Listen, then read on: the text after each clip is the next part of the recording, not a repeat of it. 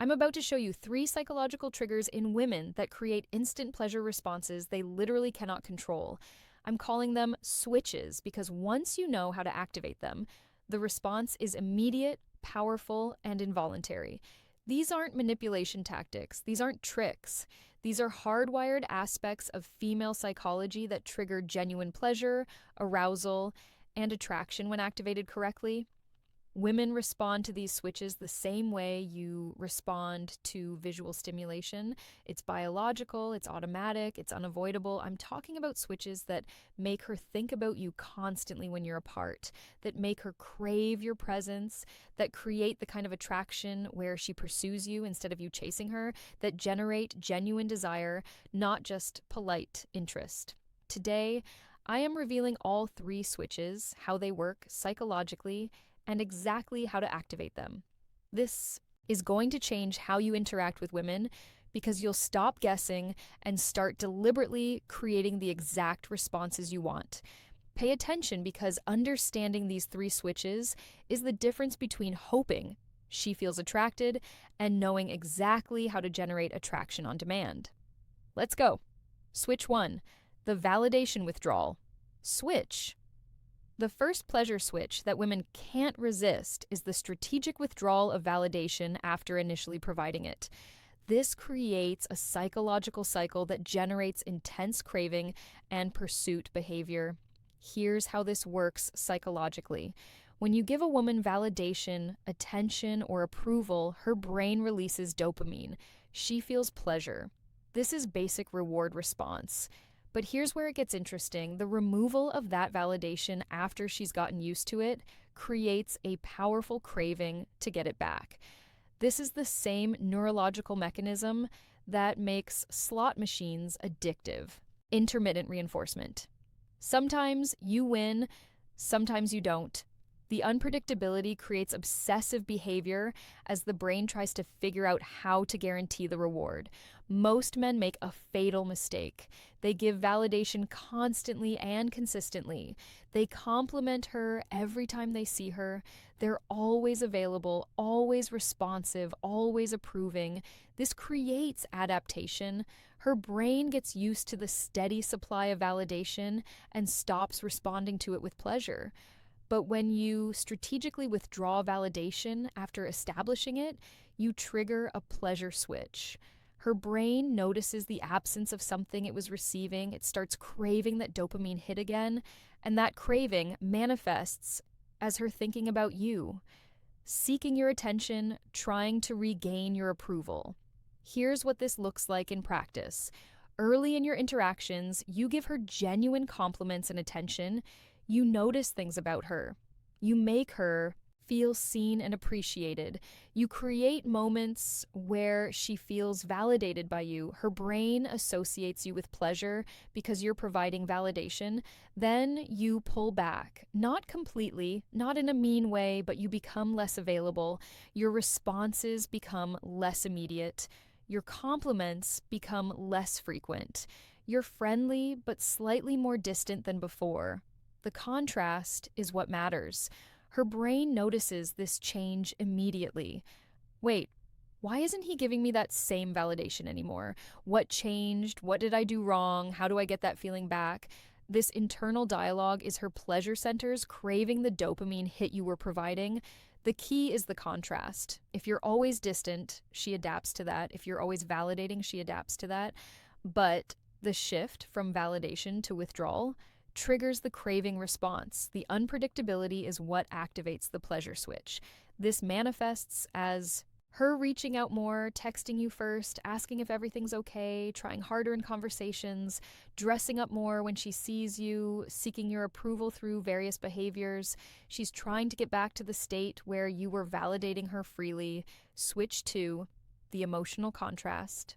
Switch. The second pleasure switch is creating emotional contrast by alternating between different emotional states during your time together.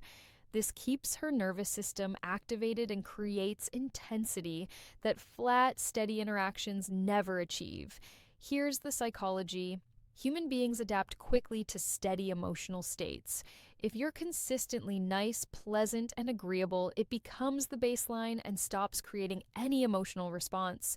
But when you shift between different emotional energies, you keep her nervous system engaged and her brain producing chemicals associated with excitement.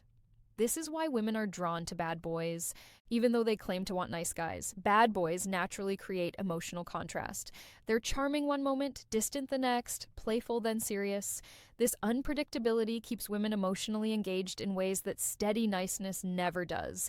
But you don't need to be a bad boy to activate this switch. You just need to understand how to create healthy emotional contrast that keeps interactions dynamic rather than flat. Here's what this looks like. You're having great conversation, laughing, lots of positive energy, then you suddenly shift. You get serious for a moment. Your energy changes. Maybe you challenge something she said. Maybe you disagree with her. Maybe you just go quiet and thoughtful. The shift creates contrast. Her nervous system notices this change immediately. Her attention sharpens. She's no longer on autopilot in the conversation. She's trying to figure out the shift, reading your energy, adjusting her approach. This engagement is pleasure to her brain, even though it might create slight anxiety. Then you shift back. The seriousness breaks and you're playful again. Or after being distant for a moment, you pull her close. These shifts between emotional states create a roller coaster effect that's intensely pleasurable because it's stimulating. The key is that these shifts need to be genuine, not performed. You're not acting moody, you're allowing your actual emotional range to show. You're playful when you genuinely find something funny. You're serious when you genuinely have a serious thought. You're challenging when you genuinely disagree. The authenticity is what makes it work. Most men are so focused on being consistently pleasant that they flatten all emotional range. Every interaction is the same energy level, same friendly tone, same agreeable responses. This feels safe, but it's boring. It doesn't activate her nervous system or create the chemical responses associated with excitement. When you create contrast, you're taking her on an emotional journey. She feels multiple things during time with you: joy, slight anxiety from challenge, relief when you're warm again, excitement from unpredictability. This range of emotions creates intensity that bonds her to you. Think about movies or books that move you. They don't maintain one emotional tone throughout. They create contrast, tension, then release, conflict, then resolution, humor, then drama. This emotional variation is what creates engagement and memorable experience. You're doing the same thing in interactions. You're creating a dynamic emotional experience rather than a flat one. This activates the pleasure switch because varied emotional stimulation is more rewarding to the brain than steady monotone interaction. Here's how this shows up practically. You're being playful and teasing her. She's laughing. Everything's light. Then you shift. You look at her seriously and say something genuine and vulnerable. I actually really appreciate how thoughtful you are about things. The tonal shift from playful to genuine creates emotional contrast. Switch 3, the physical tension and release. Switch. The third pleasure switch is creating and releasing physical tension through deliberate control of proximity, touch, and escalation. This triggers arousal responses that build desire and make her crave physical contact. The switch is activated through the pattern of building tension, then releasing it, then building it again.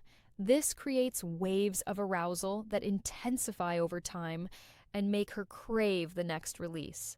Here's what this looks like. You're sitting next to her. Instead of immediately putting your arm around her, you sit close enough that your legs are almost touching, but not quite. This proximity without contact creates tension. She's aware of how close you are. Her body is anticipating contact. You let that tension build for a while. Then you casually touch her leg while making a point in conversation.